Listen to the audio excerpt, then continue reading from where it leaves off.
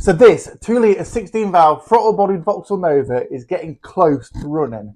But before we can do that, we need to sort out this minor issue. Now there's currently no exhaust on this car whatsoever. So if we did start it up, there's going to be flames coming out of here. I don't want it. So let's sort it. So the plan for today's video is to make a full 2.5-inch exhaust system for this car. So first thing I'm going to do is put this big bore Ashley manifold on. Now this is a 2.5-inch exit.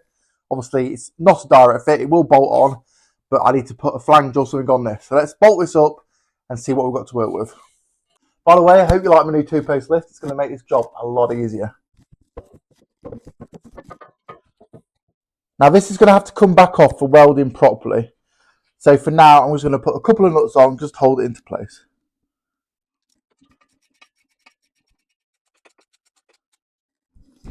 Right, let's send it up.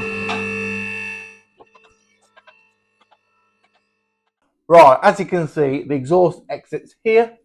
At the minute, we've got basically, it did have a standard 1.2 system on it. This is the latest style 1.2 bracket. It's still got all the heat shields. These are going to be in the way. We're also getting rid of the standard gear shifter. So we're putting a Cavalier gear shifter internally in it, which is going to give us a little bit more tunnel room. So I think the first thing I need to do now is remove these shields and take the shifter out.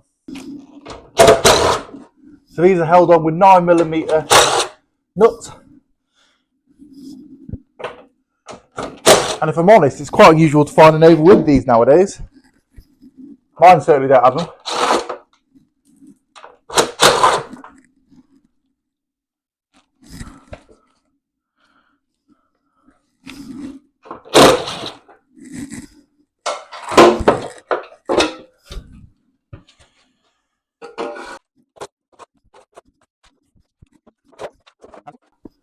It's already got like a Sportex cat back system, which if I'm honest is very quiet. I think it's only 2-inch. It's not really suitable for this application, so we're going to get rid of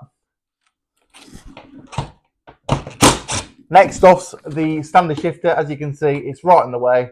Once this is gone, we're going to have loads more space.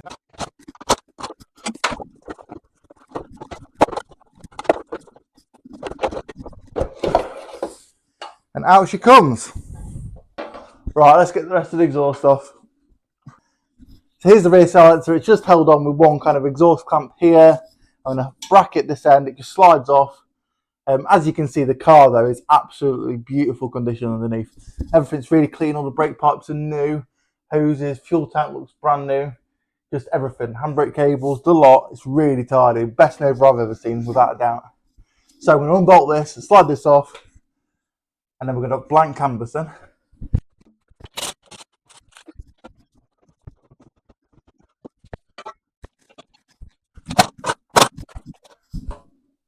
And that is that. So now we've got a blank canvas. What I'm basically going to do is start from this end and work my way back. Now I have got some V-band connectors which need welding onto this and onto the new exhaust. I've got quite a few bits of bobs, sorted bends, a couple of boxes. I think we can do a nice job of this. I'm going to try and incorporate the original hangers, just make it nice and solid, and hopefully make it so it doesn't rattle too much, because obviously with a bigger exhaust, it's not got the biggest tunnel anyway. It can be a bit tight, so we'll see what we can do. So this is what we've got to work with. We've got a couple of straight lengths, we've got a 90, a couple of 45s, or maybe 3 45s actually. I've got a little flexi, got a couple of sets of V-bands. Now these are really good because they're quick release essentially. Once you undo the clamp, they just pull off. You can adjust them easily and they don't seize up like traditional clamps like these do, which used to just slide over, bolt on. We're not going to use them. We've got a couple of silencers, got these brackets which go around the silencer just to reinforce them. Got some exhaust rubbers, we've got some hangers and some little hanging tabs. And that is pretty much it. Now this is mild steel. It was supplied by Ashley as a kit. I think it's about 200 quid. It's not the best stuff in the world. However, it will make a decent competition exhaust, which is what we're after. We're going to paint it anyway. Yeah, stainless would be nice, but it would cost a hell of a lot more. So, first thing I'm going to do is tack this into place somewhere like this. Then we're going to have this coming off it, something like that, all being well. Right guys, I'm going to have a go using a TIG welder on this. Wish me luck. TIG welding looks so easy on videos, but I can assure you it isn't.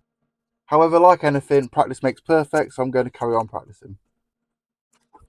Right, I've just removed the manifold so I can weld it better, because I'm not very good at TIG welding, so this is kind of practice for me. But yeah, I can just do it better on the floor.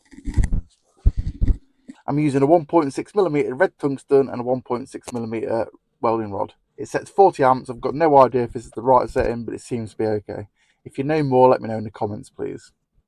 I never know what cup size to use, so again, any feedback would be great. So just before I put it back on, I am going to cut this, put these V-bands in, weld it up fully, and then this bit of the exhaust, once it's painted, is completely done. As always, I'm just using a standard 4.5-inch grinder to cut the pipe with a 1mm Bosch cutting disc. Works great and does a lovely job. Once I'm happy with it, I slot over the V-band and tack it on with a TIG. I use an access stand to support the exhaust. One key to TIG welding or any sort of welding is to stay comfy. You need to have good movement to pull off a decent weld. Right, so manifold's on and painted. I'm going to use this as a centre silencer, and I've just cut this, which is going to slot on the end of that, weld into that, and away we go. I'm now using the MIG welder as well, just because I'm getting on better with it. I struggle with the TIG, if I'm honest.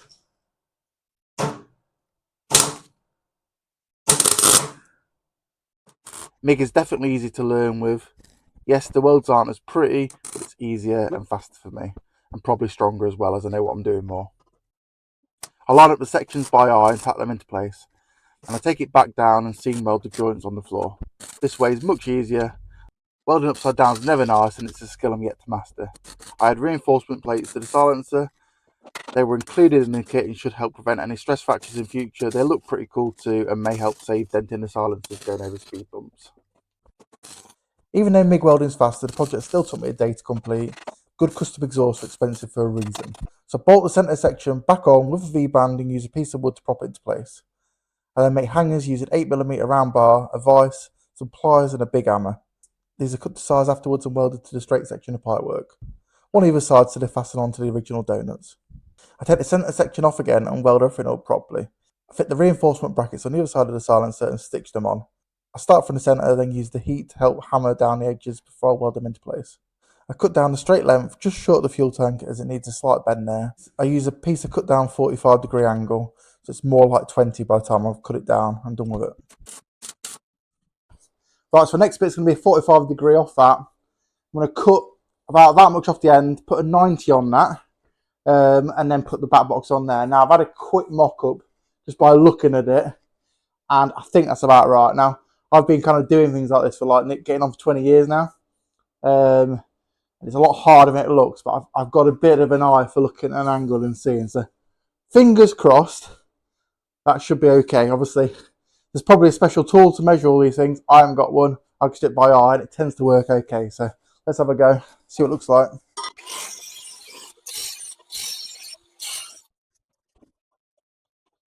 I carefully tap this into place, however not quite in the right place, so I snap it off and do it again. And then cut a 90 down the middle, making another 45.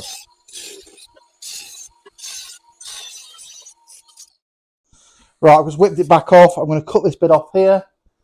And this 45, which was a 90, will kind of go on like here somewhere. And the back box should fit to that. Everything that's been tacked is welded up properly. I do this as I go along to make sure everything stays in alignment. In theory, if I wait until the end, then it could twist slightly, so I'd rather do it as I go along.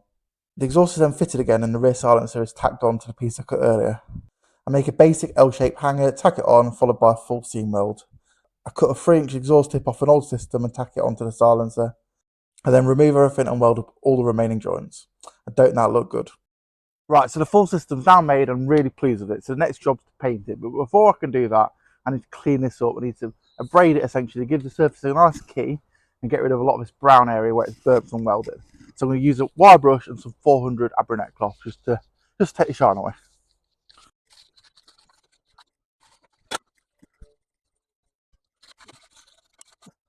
Just like that. So now I just need to continue that over the whole exhaust and it's ready for paint. Right, so that's the whole thing now done. I've masked the end of the tip up. Now it's just a case of painting it. So we're going to be using this extremely high temperature exhaust paint. It's got good reviews, and I think they're about 2 for 20 quid.